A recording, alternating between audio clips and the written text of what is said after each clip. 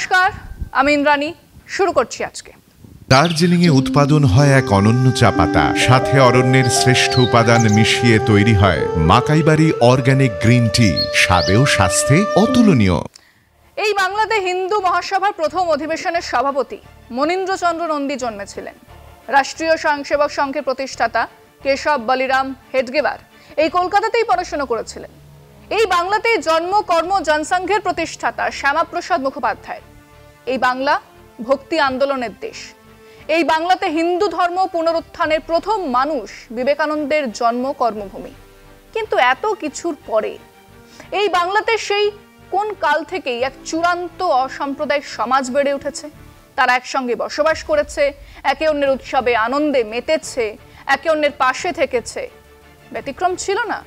ছিল বই কি, কিন্তু তা তো ব্যতিক্রম, নিয়ম তো নয়। তার কারণ কি? তার কারণ হলো এখানকার ধর্ম প্রকৃত অর্থেই হিন্দু ধর্ম হয়ে উঠতে পেরেছিল। কোনো মন্ত্রোচ্চারণ নেই, কোনো উপাচার নেই, কোনো পুরুত মৌলবি নেই। কেবল নাম গান করেও ধর্ম পালন করেছে এই বাংলার মানুষ। আর সেই মানুষজনের পাশেই অদূরে এক দেবীকে কারণ বাড়ি মদ মাংস দিয়ে পুজো করেছেন আরেকজন। অন্যজন গান ধরেছে কালী নামে দাউড়ে বেড়া, ফসলে তছরূপ হবে না। অন্যজন গলা মিলিয়েছে সুন্নত করলে হয় মুসলমান, নারীর তবে কি হয় বিধান, বামন চিনি পইতে প্রমাণ, বামনি চিনি কেমনে, সব লোকে কয় লালন কি জাত সংসারে। এক কবি লিখছেন মোরা একই বৃন্তে দুটি কুসুম হিন্দু মুসলমান। তো অন্যজন লিখছেন শখ হুন্দল পাঠান মোগল, এক দেহে হলো লীন। শৈশবে সন্ন্যাসী হতে চাওয়া সুভাষচন্দ্র বলছেন সন্ন্যাসী ও সন্ন্যাসিনীদের ত্রিশূল হাতে হিন্দু মহাসভা ভোট ভিক্ষায় পাঠিয়েছে। ত্রিশূল ও বৈরিক বসন দেখলে হিন্দু মাত্রই শির নত করে। ধর্মের সুযোগ নিয়ে ধর্মকে কলুষিত করে হিন্দু মহাসভা রাজনীতির ক্ষেত্রে দেখা দিয়েছে। হিন্দু মাত্রই তার নিন্দা করা উচিত। সেই বাংলায় আজ শুভেন্দু সুকান্ত দিলু ঘোষের দল সাম্প্রদায়িক রাজনীতি ছড়ানোর প্রাণপণ চেষ্টা করে চলেছেন, কিন্তু মানুষের সমর্থন পাচ্ছেন না। সেটাই বিষয় আজকে। বাংলায় মোদী, শাহ, আরএসএস, বিজেপির ঠাঁই নেই। ভারতে হিন্দুত্ববাদী ধারণার পুরোধাদের সঙ্গে বাংলার সম্পর্ক রয়েছে। ঐতিহাসিকভাবে সেসব ব্যক্তির ভাবধারা বাংলার জনমানসে সামান্যতম দাগ ফেলতে পারেনি। ভারতীয় জনসংঘের প্রতিষ্ঠাতা শ্যামাপ্রসাদ মুখোপাধ্যায় বাংলার ভূমিপুত্র। রাষ্ট্রীয় স্বয়ংসেবক সংঘের প্রাণপুরুষ কেশব বলিরাম হেডগেবারের মেডিকেল শিক্ষা কলকাতায়। কিন্তু সংঘের শতবর্ষ পশ্চিমবঙ্গে শ্যামাপ্রসাদ বা হেডগেবারের অনুগামী উত্তরসূরিরা কলকে পাননি। বাংলার জল হাওয়া হিন্দুত্বের যে অনুকূল নয় তা এখনো বুঝে উঠতে পারেননি বঙ্গের বিজেপি নেতৃত্ব। উল্টে বাংলায় সব ধর্মের সমন্বয়ে যে ইতিহাস যুগ যুগ ধরে নির্মিত হয়েছে তা আজও অটুট। তাই দেশের একাংশে হিন্দুত্ববাদ মাথা চাড়া দিলেও বাংলায় তা ছায়া ফেলতে পারে না। কিন্তু সুকান্ত মজুমদার, শুভেন্দু অধিকারী বা দিলীপ ঘোষরা বেপরোয়া। তার জন্য সংখ্যালঘু বিদ্বেষ, নানা বিভ্রান্তি ছড়ানোই তাদের একমাত্র পুঁজি। কিন্তু বাংলার মানুষ নিজের অভিজ্ঞতা নিরিখে গেরুয়া বাহিনীকে প্রত্যাখ্যাত করে এসেছে এতকাল। ধর্মীয় বিভাজনকারীদের কাছে বাংলার মাটি প্রকৃত অর্থেই আজও দুর্জয় ঘাঁটি। সুদূর ভবিষ্যতেও তা বদলের কোনো লক্ষণ নেই। এই বাংলাতে নতুন আপদের পুনরাগমন।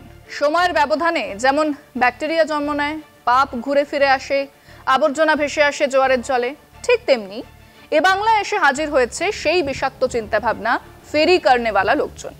মিথ্যে, ঘৃণা আর কুসংস্কার, এই তিনটেকে হাতিয়ার করে এক লাগাতার প্রচার চালিয়ে যাচ্ছে বিজেপির নেতারা। রাজনৈতিক সামাজিক জীবনে বামেদের ক্রমশ হয়ে যাওয়া বিরোধী স্পেস, সেই জনসমর্থনকে কাজে লাগিয়ে হঠাৎই 14-16 থেকে 40% ভোট পেয়ে যাওয়ার পরে তারা মনে করেছেন তাদের হাতের মুঠোয় এসে গেছে বাংলা। কেবল যদি আদর্শের বিষয় হতো, কেবল যদি ঘৃণা, মিথ্যে আর কুসংস্কার দিয়েই তারা এই বাংলার রাজনৈতিক ক্ষমতার দখল নিতে চাইতেন, তাহলে এত কথা বলার কোনো প্রয়োজনই হতো না। কিন্তু সেই অবিরাম মিথ্যে, ঘৃণা আর কুসংস্কার ছড়ানোর সঙ্গে সঙ্গে আজ তাদের হাতে আছে রাষ্ট্র ক্ষমতা, যা দিয়ে তারা শাসক দলকে ভাঙতে পারে, দলের নেতাদের জেলে পুরতে পারে, তারা টাকা দিয়ে পেটোয়া প্রচার মাধ্যম চালাতে পারে। এবং সমস্যাটা এই জায়গাতেই। এই বিপদকে চিহ্নিত করাটা খুব জরুরি। কাজেই তারা যখন প্রচার করে এ রাজ্যে, বাংলাতে সরস্বতী পুজো করতে দেওয়া হয় না, দুর্গাপুজোতে বাধা দেওয়া হয়, তখন অবাক হয়ে আমরা দেখি মেইনস্ট্রিম মিডিয়া চুপ করে বসে থাকে। যখন তারা রাজ্যের মুখ্যমন্ত্রীকে মুসলিম মৌলবাদী জঙ্গি বলে তখন আমরা চুপ করে বসে থাকি। শুভেন্দু, সুকান্ত, দিলীপ ঘোষের দল এসব বুঝেই করছেন। এক বিরাট পরিকল্পনার অঙ্গ হিসেবেই এই চূড়ান্ত মিথ্যেগুলো ছড়ানো হচ্ছে। সেদিন সুভাষচন্দ্র বসু বুঝেছিলেন এই চক্রান্তের কথা, কেবল মুখে প্রচার করেননি। যেখানে এই প্রচার করার চেষ্টা হয়েছে সেখানে রুখে দাঁড়িয়েছিলেন। আজ সেই রুখে দাঁড়ানোর সময় এসেছে। দার্জিলিংয়ে উৎপাদন হয় এক অনন্য চা পাতা, সাথে অরণ্যের শ্রেষ্ঠ উপাদান মিশিয়ে তৈরি হয় মাকাইবাড়ি অর্গানিক গ্রিন টি, স্বাদেও স্বাস্থ্যে অতুলনীয়। আমরা আমাদের দর্শকদের জিজ্ঞাসা করেছিলাম, রাজ্য নির্বাচিত মুখ্যমন্ত্রীকে রাজ্যের প্রধান বিরোধী দলের নেতা উগ্রপন্থী জঙ্গি বলছেন। অনায়াসেই প্রচার চলছে।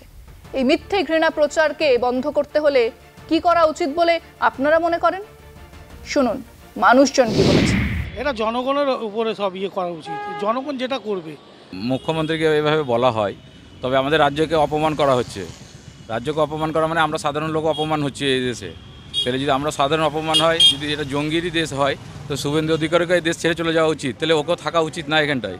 তাকে যখন অসম্মান কোনো নেতা করবে তো মানুষ তো তাদের কাছ থেকে হাত তুলে নেবেই।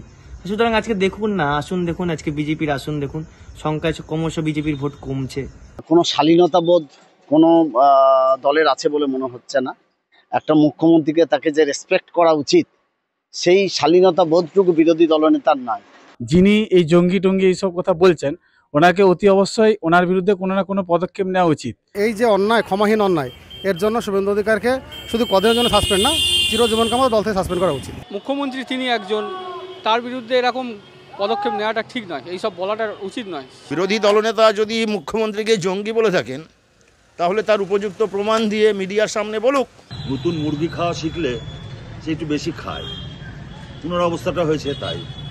অত্যন্ত হিন্দুবাদী হয়ে গেছেন তো, এতগুলো পেট্রোল পাম্প, এতগুলো মাছের ভেরি, এতগুলো করে উনি ভেবে নিয়েছেন যে যাকে তাকে যা কিছু বলা যায়। রাজনীতিতে ব্যক্তিগত আক্রমণ এটা আমাদের ওয়েস্ট বেঙ্গলে এটা খুব খারাপভাবে এটা প্রচারিত হচ্ছে এবং এটা একেবারেই খুবই ঘৃণ্য। এটা খুব করে বন্ধ করা উচিত।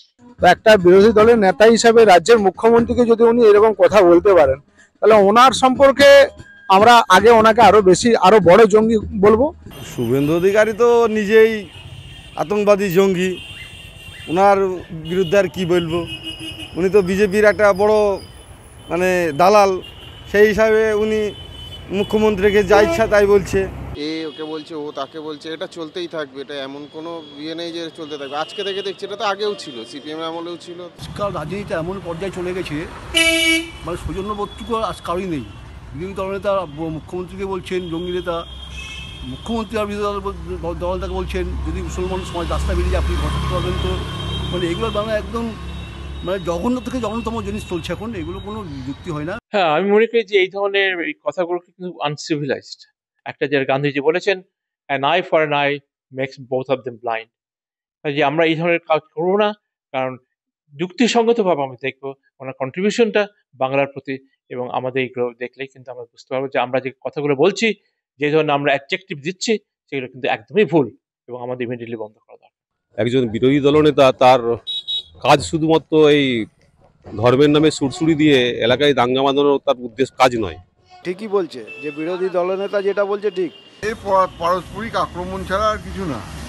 হ্যাঁ, মমতা ব্যানার্জি কুম্ভ মেলাকে মৃত্যু মেলা বলেছেন, এবার ওনাকে একটা কিছু বলতে হবে।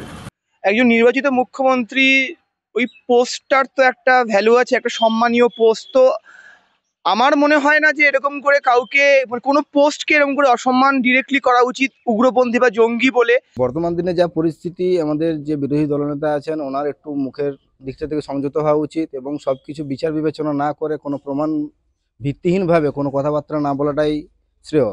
শুভেন্দু অধিকার যে কথাটা বলেছে সেটা হচ্ছে চরম অপরাধ, এতে ক্ষমা করা যায় না। সুভাষচন্দ্র বসু ধর্ম আর জাতপাত নিয়ে ভণ্ডামি নিজের চোখে দেখেছিলেন। তিনি মাত্র 17 বছর বয়সে গ্রীষ্মের ছুটিতে ঋষিকেশ, হরিদ্বার, মথুরা, বৃন্দাবন, কাশী, গয়া প্রভৃতি স্থান বেড়াতে গিয়েছিলেন। সেখানকার ধর্মীয় স্থানগুলিতে তিনি জাত বৈষম্য, আচার অনুষ্ঠানে জাতপাতের বিচার লক্ষ্য করেছিলেন। সুভাষচন্দ্র দেখেছিলেন জল পিপাসা পেলে ব্রাহ্মণ ছাড়া অন্য জাতের মানুষকে কুয়ো থেকে জল তুলতে দেওয়া হয় না। বাঙালিরা মাছ খায় বলে বাঙালিদের অন্যত্র খেতে দেওয়া হতো। এসব দেখে নেতাজি বলেছিলেন এরা অদ্বৈতবাদের বলেন, আবার কাজের সময় জাতপাতের বিরোধিতা করছেন। এক আশ্চর্য স্ববিরোধিতা। গোবলার সেই রাজনীতি বাংলাকে গ্রাস করতে চায়। তাদের দোসর এই বাংলারই কিছু বিশ্বাসঘাতক।